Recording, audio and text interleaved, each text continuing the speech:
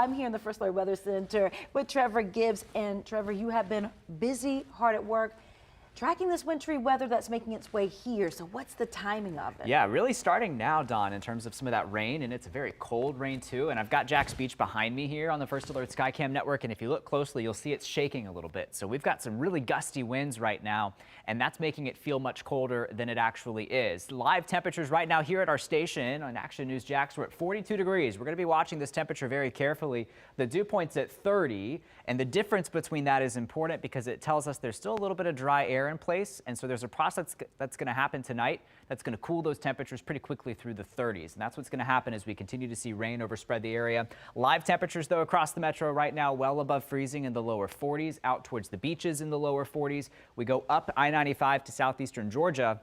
Here's Brunswick and St. Simons Island. We've got temperatures now as low as 36 degrees in some spots, Altamont Avenue. So this is going to be very important to watch through the course of tonight.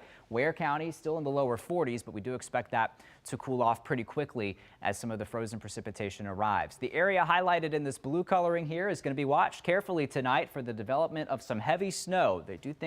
We think that there is going to be a favorable setup for some bands of heavier wintry precipitation, whether that's snow, sleet, or freezing rain into the overnight hours. Out ahead of it, you can see plenty of green, so plenty of light rain right now overspreading northeast Florida and southeastern Georgia on First Alert Doppler HD. Out to our west, it's a pretty rough commute, especially as you head west of Tallahassee. Heavy snow, whiteout conditions, travel obviously not advised. Wind chills, the feels like temperatures, another factor to the weather story tonight. We're already feeling much colder than it actually is. By the time we wake up tomorrow morning, feels like temperatures will be in the upper teens across southeastern Georgia, lower 20s for northeastern Florida. So it's going to be a very cold start to your Wednesday.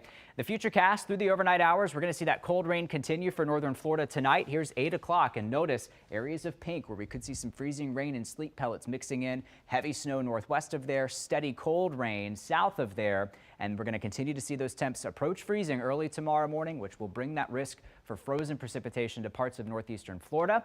Breaking it down county by county, here's Corey Sima. Yeah, thanks, Trevor. Let's start in Duval County. The timing tonight through Wednesday morning. An icy mix around 1/10 to about 1/4 of an inch with the highest amounts inland.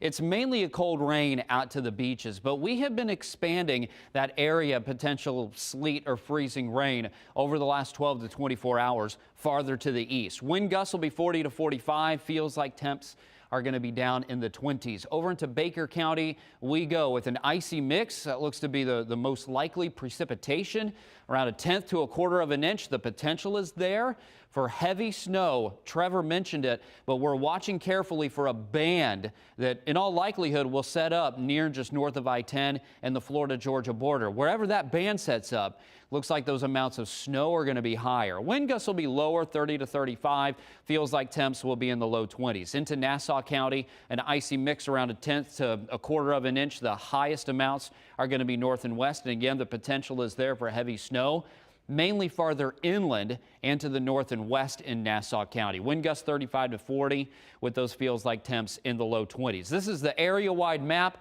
I do want to point out the yellow dotted line here. That's that spot that we got to watch potentially for ice accumulation.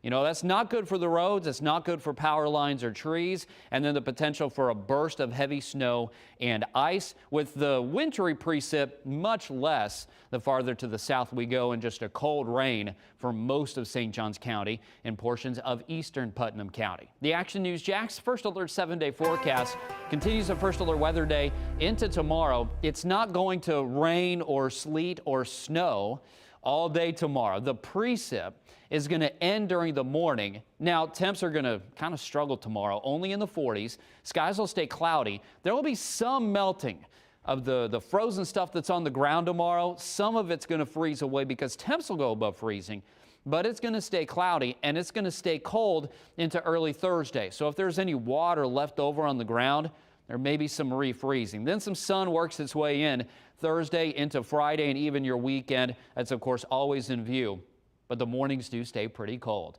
You can download the First Alert Weather app, and we have updated forecast videos and your neighborhood forecast at actionnewsjax.com.